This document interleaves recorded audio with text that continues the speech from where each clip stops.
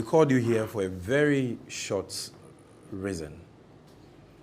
As you may be aware, on the 29th of March 2025, the Parliament of Ghana passed Act 1140, the Ghana Gold Board Act. On the 2nd of April 2025, His Excellency President John Dramani Mahama assented the Ghana Gold Board Act passed by Parliament. And so the Gold Board came into existence on the 2nd of April of this year. Consequently, we commenced work even ahead of the appointment of a board for the organization because of the tight timelines we've been given by the Ministry of Finance and His Excellency the President to see to the restructuring of the gold trading sector for the purpose of optimizing national benefits for the country. As you may be aware, the main objective of the Gold Board is to generate foreign exchange for the country and to maximize gold reserve accumulation by the Bank of Ghana. And this is a very important agenda for the government, and we feel privileged to be entrusted with this responsibility. So we hit the ground running right from day one. As a result, on the 14th of this month, that is 14th of April 2025, we issued a statement in which we announced that all foreigners in the gold trading sector have been given about a month to transition from the old regime, which is the old PMMC, Ministry of Lands and Natural Resources regime, to this new Ghana Gold Board regime. And by that, what I mean is that under the previous regime, a person, be it a Ghanaian or a foreigner, could trade in gold, buy or sell gold, if the person had a license from the Precious Minerals Marketing Company, PMMC. A person could also purchase and deal in gold, which includes exporting gold if he had a license to that effect from the minister responsible for mines. That's the Ministry of Lands and Natural Resources. But these laws have been either repealed or amended by the Ghana Gold Board Act 2025, Act 1140. And as a result, that regime has changed. PMMC is undergoing dissolution without winding up under Section 289 of the Companies Act. So very soon, PMMC will be deleted from the list of companies by the Registrar of Companies. Again, the powers of the minister responsible for mines to issue licenses to persons to purchase and deal in gold from the small-scale sector and export same has also been repealed by the Ghana Gold Board Act. So Section 78 of the Ghana Gold Board Act provides that any person who had a license under this old regime, whether the license was issued to the person by the PMMC or the minister responsible for lands and natural resources, that license has ceased to be valid upon the coming into effect of the Ghana Gold Board Act. But we decided to allow for some time for people to transition. And so we provided for a grace period of almost 1 month. And we indicated in our press release of 14th April 2025 that all foreigners have up to the 30th of April 2025, which happens to be today, to exit the market. Because we intend to enforce the Ghana Gold Board Act effective tomorrow.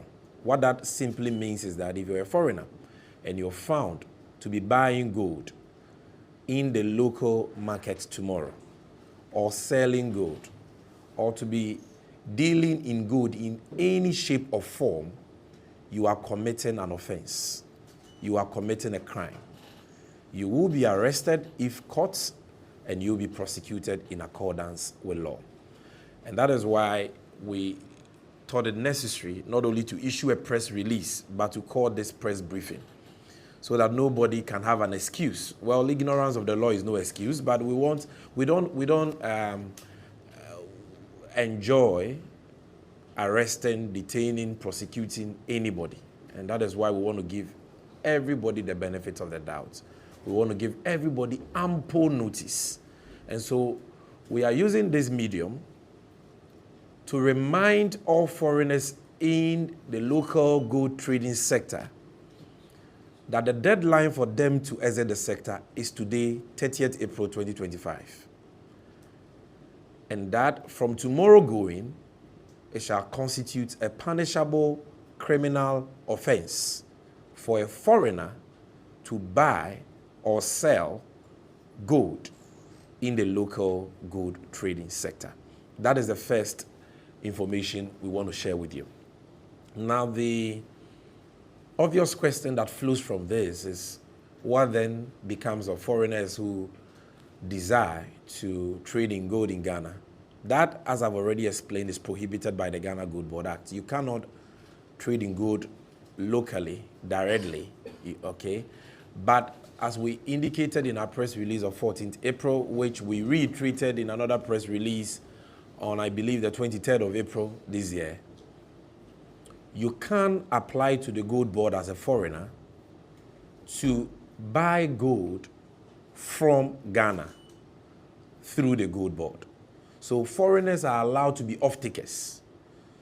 So don't get us wrong. We are not saying that foreigners cannot buy gold from Ghana. If you're a foreigner, you are allowed to buy gold from Ghana. But we are saying you can't go to Takwa or Pristia or Kumasi and set up an office and buy gold from miners or traders. No. Come to the government's representative, which is the Ghana Gold Board. Apply, negotiate, and buy the gold directly from us. And we will ship the gold to your country or wherever you want us to ship the gold to. Number two, foreigners can be off-takers or partners for Ghanaians who will be granted self-financing aggregator licenses. Now, if you look at the 4 categories of licenses we've published on our website, which we have said people can apply for, and by the way, to apply for any license from the Gold Board, you must be a Ghanaian. Now, to qualify to do that, you need to show that you have a minimum capital to buy at least 50 kg of gold, which in today's terms is approximately CD equivalent of $5 million. And this money you need to prove either through audited financial statements of your company and or bank statements. You can do it through that, or you can do it through the bank statement and financial statement of any investor, partner, or off-taker you may have outside the country who is willing to send you money so that you buy gold for them. Safe to say that they cannot send you the money under the current regime directly. They have to send you the money through the Gold Board.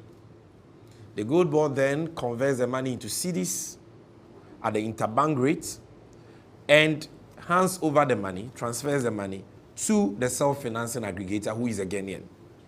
The self-financing aggregator uses the cedis to procure gold for the Gold Board and makes his commission on that trade as a Ghanaian locally.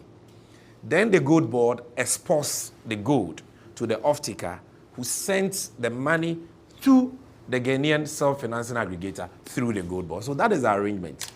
So far, I've explained to you 2 levels or ways by which foreigners can participate in gold trading, even under this new Ghana Gold Board regime. And that is number 1, to come directly to the Gold Board, to be off-takers. They negotiate. If there is an agreement, we sign agreements, and then we can ship gold to you, and then you pay us in accordance with the terms of that agreement. Or you can finance a self-financing aggregator. But that financing must go through the Gold Board. And it is all part of the terms and conditions of a self-financing aggregator license. The last role foreigners can still play in the gold trading sector under the Ghana Gold Board regime is when a foreigner wants to go into value addition. If you're a foreigner and you want to set up a refinery, you can apply to the Gold Board for a license to set up a refinery. If you're a foreigner and you want to set up a jewelry production company, you can apply for a license and will allow you to set up a jewelry manufacturing company. But the conditions of that license will require you at all times to buy gold directly from the Gold Board. So you cannot say that I have a jewelry production company, so I'm going to Tarkwa to buy gold, or I'm going to Obuasi to buy gold. You will come to Gold Board and say, I have this jewelry manufacturing company or refinery. I need 50 kg of gold every month to feed it. So you apply to the Gold Board, and every month we'll allocate you that gold at a certain price that you'll be paying. You will have to pay to the Gold Board. Because we know that a lot of foreigners who can no longer trade directly in the local markets will resort to value addition and say, we want to go into jewelry production. But our research over the years indicate that most of these so-called jewelry production companies only use that as a ruse to smuggle gold out of the country. So they say they are manufacturing jewelry. Their production capacity is not about 5 kg of gold a month, but you can see records of them buying 50 kg of gold. What do they use the gold for? Not for jewelry. They only use their jewelry making license as the decoy to buy the gold, and they smuggle the rest. We are not going to allow that. If you want to produce jewelry, we thank you for that. We appreciate that. You want to refine gold, any value addition venture you want to embark upon, you are welcome to do so.